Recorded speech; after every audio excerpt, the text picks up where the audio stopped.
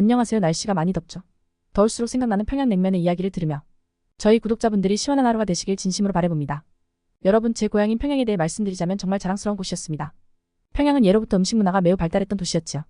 특히 평양냉면은 이름나고 유명한 대표 음식으로 그 맛과 역사를 자랑했습니다. 우리 집안은 대대로 평양에서 냉면 장사를 해왔어요. 무려 400년이 넘는 전통의 내력을 가지고 있었죠. 아버지께서는 어렸을 적에 할아버지께 냉면 만드는 법을 직접 전수받으셨고 저 또한 아버지께 그 비법을 물려받았습니다. 우리 가문의 냉면 만드는 법은 400년 전통이나 되는 귀중한 기술이었습니다. 특히 국물 맛을 내는 감칠맛 내기와 면발을 잘 삶아내는 것이 가장 중요한 요령이었죠. 우리는 특별한 방식으로 고기와 채소를 정성스레 고안해 국물을 만들었는데 그 비법은 대대로 꼭꼭 숨겨왔어요. 국물의 기본은 소고기와 돼지고기를 푹 고안한 육수였죠. 그 안에 오래 달인 땅콩과 한기, 당귀, 맹문 등등 한약재를 넣어 구수하고 깊은 맛을 냈습니다. 비법 양념으로는 생강과 마늘, 그리고 특별한 고춧가루를 사용했어요. 무엇보다 중요한 건 참기름을 국물에 듬뿍 넣어 밥도 꿀꺽 잡수실 수 있게 만든 점이었죠. 아버지께서는 늘 참기름이 냉면의 혼이다라고 강조하셨습니다. 면발은 쫄깃하고 부드러운 식감이 나게 녹두전분을 사용했습니다. 특별히 반죽할 때 메밀가루를 조금 더해 고소한 향을 머금게 했고 삶을 때에는 꼭 차가운 물에 건더기를 말아내며 삶아냈습니다. 이런 과정을 거치면 면발이 톡톡 퍼지면서도 쫄깃한 맛이 나는 것이죠. 우리 집 냉면 가게에는 아침 일찍부터 긴 줄이 길게 늘어서 있곤 했습니다. 가게 문을 여는 기준이 되었던 6시만 되면 손님들로 북적였어요. 점심때가 되면 그야말로 인산인해를 이루어 자리를 구하기가 어려울 정도였죠. 저는 어렸을 적부터 가게에서 일을 도왔는데 늘 번잡하고 분주했지만 큰 자부심을 느꼈습니다. 우리 냉면은 평양에서 최고라 불리며 왕족과 상류층에게도 인기가 많았습니다. 조선시대 때는 궁중연회에도 진상되었다는 기록이 있더라고요. 국왕과 왕비께서도 직접 드셨다니 그야말로 평양에서 다는 냉면 1인자였던 셈이죠. 맛과 품질에 있어서 그 누구도 우리를 넘볼 수 없었습니다. 사실 우리 가게 알짜배기 손님들 중에는 외국인들도 많았어요. 당시 일제강점기라 많은 일본인들이 평양에 있었는데 그들도 우리 냉면의 진가를 알아보고 찾아왔습니다. 물론 중국 상인들이나 서양 여행가들도 꽤 있었죠. 어느 해에는 일본 영주가 직접 우리 가게를 방문해 냉면의 기술을 배워가겠다며 단단히 회유했다고 하더라고요. 그는 아버지께 큰 선물을 가져왔지만 아버지께서는 절대 거절하셨습니다. 이 귀중한 평양의 자랑을 일본인들에게 주면 무슨 재미로 사나하고 말씀하셨죠. 일본인들 못지않게 중국 사람들도 자주 왔어요. 그때 많이 듣던 말이 이 작은 북송리에서 훨씬 낫다였죠. 중국에서 비법이 넘어갔던 것 같더라고요. 당시 만주에 있던 봉천 지역에서 북송리라는 중국식 냉면집이 유명했는데 그곳보다 우리 집이 낫다는 말을 자주 들었습니다. 한 해 여름 광동에서 온 중국 부잣집 아들이 일주일 넘게 우리 가게에 머물며 냉면 만드는 비법을 배웠다는 이야기도 전해져요. 평양 사람들도 외지 손님들이 찾아오면 우리 집을 소개하곤 했죠. 그만큼 자랑스러운 명물이었던 거죠. 주로 상류층이나 귀족, 왕족 관련 인사들이 단골 손님이었어요. 특히 낮 시간에는 일본인이나 중국인들, 서양 여행객들이 많이 찾아왔고요. 저녁 때는 조선의 양반이나 부자 상인들이 주된 손님층이었죠. 그들도 모두 한결같이 우리 냉면의 품격과 맛을 극구 칭송했습니다. 매일 아침 현지 농장에서 데려온 신선한 재료들로 정성껏 국물을 우렸죠. 육수와 건더기, 양념장으로 입맛을 돋우고 면발을 매일 손질하는 정성은 평양냉면의 자랑이었던 것이죠. 하지만 안타깝게도 1950년 6월 25일 한국전쟁이 발발하면서 모든 것이 바뀌어버렸습니다. 평양에서 큰 포성이 들리기 시작했고 피난민들이 이리저리 헤매기 시작했습니다. 그날 아버지께서는 가게에 불이 붙자 황급히 가족들을 데리고 피난길에 올랐습니다. 지옥 같던 그 시간들이 떠오릅니다. 빗발치는 총알 소리와 폭격에 모두가 혼란스러워했지요. 아버지와 어머니 그리고 여동생과 함께 전쟁터에서 살아남기 위해 동분서주했습니다. 포탄이 얼마나 무서웠는지 모르겠습니다. 고향을 등졌을 때의 아픔과 슬픔도 잊을 수가 없습니다. 주저앉아 울먹이는 가족들을 보며 가슴이 미어졌죠. 아버지와 어머니께서는 침통한 표정으로 말씀하셨어요. 이번 생엔 다시는 평양에 가보지 못하겠구나. 400년 내려오던 평양냉면 가게를 그렇게 고스란히 놓아두고 피난길에 올라야 했습니다. 서울로 가는 길은 말로 형용할 수 없을 만큼 고달팠습니다. 끊임없이 포화가 들리는 와중에 식량과 물자가 부족해 굶주림과 추위에 시달렸죠. 어린 여동생은 배고파 온 적이 한두 번이 아니었습니다. 뿐만 아니라 가족들을 여의고 말았습니다. 너무도 슬프고 아픈 기억들입니다. 아버지께서는 마지막 기력을 다해 우리를 이끌어 주셨지만 어느 날 밤 아버지께서는 영영 잠드셨어요. 아마도 굶주림과 지친 몸놀림 때문이었을 거예요. 아버지의 사망 소식에 우리는 땅에 주저앉고 말았죠. 그렇게 평양의 자랑이셨던 아버지를 적정해서 잃게 되었습니다. 제가 그날 밤을 기억하고 있습니다. 남은 가족들은 아버지의 주무시는 모습을 한참 바라보았어요. 너무도 고단하셨나 봅니다. 전쟁 와중에 우리를 지키느라 말라빠진 아버지의 얼굴에서 고통의 흔적이 역력했습니다. 그제서야 우리는 전쟁의 참혹함과 가족이 얼마나 소중한지 절실히 느꼈습니다. 아버지의 죽음은 우리에게 큰 상처와 충격이었죠. 어린 여동생은 아버지의 주무신 모습을 계속 들여다보며 밤새 울고 또 울었습니다. 우리 가족은 충격에 휩싸였고 살아가는 게 두려웠습니다. 하지만 어머니께서는 우리를 다잡아 주셨죠. 힘내자, 너희를 평양으로 다시 데려가 주마.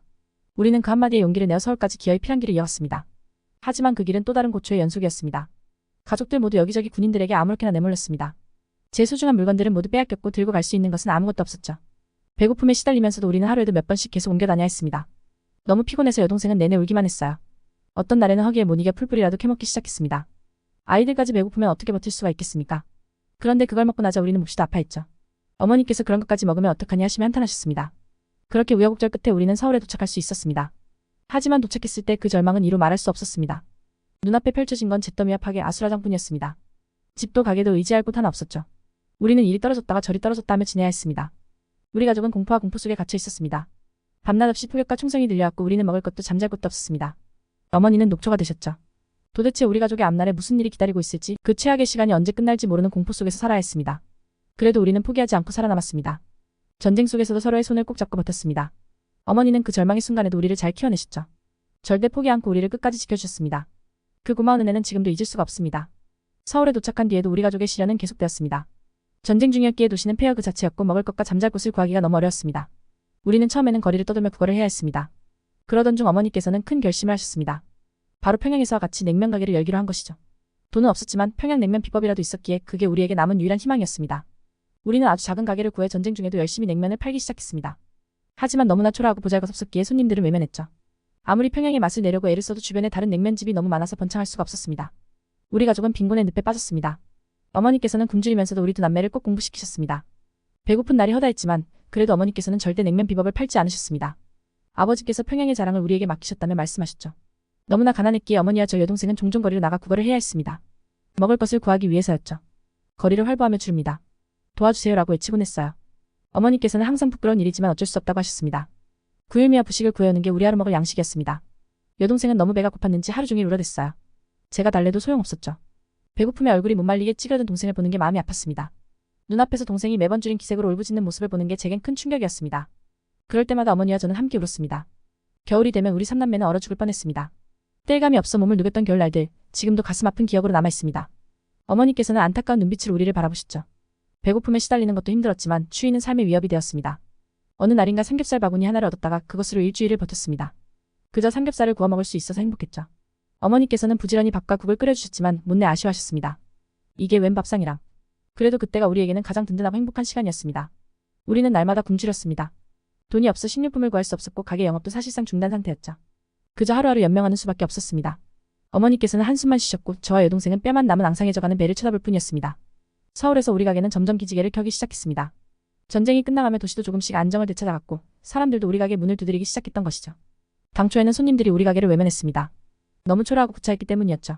하지만 어머니께서는 포기하지 않으셨어요. 우리는 진짜 평양냉면집이다. 반드시 인정받을 것이다라며 굳건히 버텼습니다. 그러다 우연한 기회에 한 유명 연예인이 우리 가게를 찾았습니다. 그분은 우리 냉면을 먹고 매우 감동했나 봅니다. 진정한 평양냉면 맛이었던 거죠. 그 후 입소문을 타며 우리 가게가 서서히 알려지기 시작했습니다. 사람들이 아주 많이 찾아오기 시작하면서 우리는 가게를 옮기게 되었어요. 조금 더 큰 자리로 이전했죠. 옛날 영화 주연 배우들이나 가수분들도 방문하셨습니다. 우리 평양냉면에 대한 극찬이 이어졌고 언론에도 자주 소개되었습니다. 그러자 우리 가게의 명성이 서울 시내에 퍼져나갔죠. 하지만 곧 다른 평양 출신 사람들도 냉면집을 열기 시작했습니다. 그들 역시 각자의 평양냉면 비법을 내세웠거든요. 그러면서 평양 사람들 사이에서 진짜 평양냉면에 대한 열띤 논쟁이 벌어지게 되었습니다. 우리 집 냉면이 진짜다. 아니 내 집 것이 뭔가 맛이다 하며 실랑이가 계속되었죠. 각자 자신의 냉면이 가장 참된 평양 맛이라고 주장했습니다. 일부는 우리 집이 유일한 진짜라며 확신했지만 다른 이들은 우리 집의 맛이 퇴색되었다고 공격했습니다. 이유야 어찌되었든 평양 출신 서민들 사이에 큰 논란이 일었습니다. 심지어 부녀자끼리도 맛에 대한 의견 차이로 길바닥에서 실랑이를 벌이기도 했습니다. 그만큼 자존심 대결이 심했던 거죠. 이런 가운데 어떤 냉면집은 가짜라는 비난을 받기도 했습니다. 다른 데 가서 배운 비법으로 평양냉면을 만들었다는 것이었죠. 너무도 가난했던 나머지 분과 비법을 잊어버리고 다른 식당에서 비법을 전수받은 것이라고도 했습니다. 물론 그런 가게 주인들도 자신들이 진짜라며 항변했죠. 그저 살기 위해 어쩔 수 없이 배운 비법이라도 지킬 수밖에 없었다는 얘기였습니다. 대신 그들은 점점 자신들의 비법으로 평양냉면 고유의 맛을 내기 시작했다고 주장했습니다. 그렇게 맛평가를 둘러싼 다툼이 끊이지 않았죠. 하지만 어느 누구도 과거 평양의 정통 맛을 완벽히 재현할 순 없었습니다. 전쟁의 상처와 삶의 고통이 평양냉면의 참맛을 서서히 지워나갔던 것이죠. 모든 냉면 주인들이 어렸을 때의 추억을 기억하려 했었지만 그건 점점 퇴색해만 갔습니다. 그래도 맛에 대한 열정만큼은 누구도 부정할 수 없었습니다. 전쟁의 슬픈 역사에도 이들 평양 사람들은 대대손손 내려온 자부심을 지켜왔던 거죠. 그들 나름의 방식으로 평양냉면 맛을 간직하려 했던 셈입니다. 맛의 완성도를 평가할 순 없었지만 이들에겐 평양의 정신이 통했던 겁니다. 그들만의 냉면 비법에는 고향에 대한 그리움과 평양 사람의 긍지가 담겨 있었죠. 고난을 헤치며 나름의 평양냉면 맛을 지켜낸 것입니다. 우리 가족도 마찬가지였습니다. 전쟁이 휩쓸고 간 상실감에도 냉면으로라도 삶의 의지를 이어갔던 거죠. 고향의 추억이 있었기에 평양냉면이 우리에게 희망이 되었습니다. 평양의 맛을 잃어버린 게 아니라 마음속에 소중히 품었던 셈이었죠. 그리고 그 마음이 우리 가족을 이렇게 살아가게 해준 셈이었습니다. 그렇게 서로 다른 두 냉면집 주인의 사연이 밝혀졌습니다. 그들 사이에는 의외의 인연이 숨겨져 있었는데 바로 우리 가족과 또 다른 핏줄이었던 것이죠. 어느 날 우리 가게를 찾아왔던 한 중년 손님이 그 사실을 알려주셨습니다. 그분은 우리 집안 일을 꽤나 잘 아시는 분이었어요. 지난날 전쟁 중에 우리 가족의 피란기를 구구절절히 설명해 주셨죠. 그러면서 그분은 이런 충격적인 사실을 털어놓으셨습니다. 너희 외삼촌께서도 평양냉면 명가의 며느리셨다는 걸 알고 있었나? 우리는 전혀 몰랐던 사실에 눈이 휘둥그레졌죠. 사실 우리 집안과 평양냉면을 빚어온 핵심 가족들은 직계가 아닌 반계 가족들이었습니다. 우리 아버지는 그 직계 가문 편에 속해 있지 않았던 거죠. 우리 집의 평양냉면 기술은 외가 쪽에서 이어받은 것이었습니다. 이런 사실을 잠시 설명드리자면 우리 외할아버지와 외할머니 내외부는 본가의 직계 가문이셨습니다.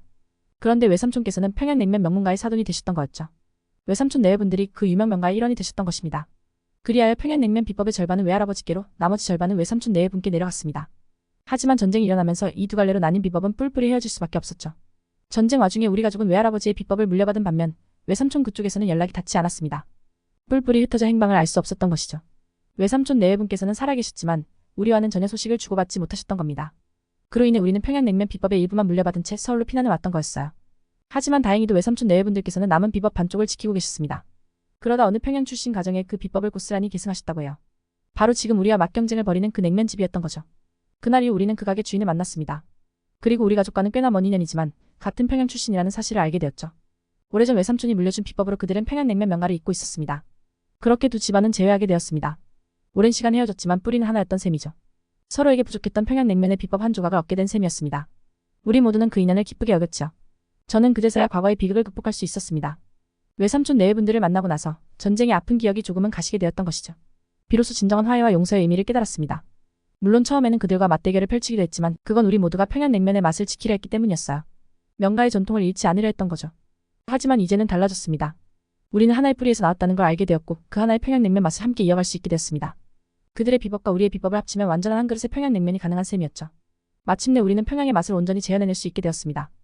평양의 명가들이 오랜 시간 간직해왔던 비법 모두를 모아 만든 냉면 한 그릇 말입니다. 거기에는 고향에 대한 그리움과 오랜 역사가 담겨 있었죠. 평양냉면 한 그릇 안에는 이렇듯 특별한 사연들이 고스란히 담겨 있었던 겁니다. 우리 가족은 이렇게 만난 인연들과 함께 고향의 전통을 이어갈 수 있게 되었습니다. 서로의 비법을 나누며 화합할 수 있었죠.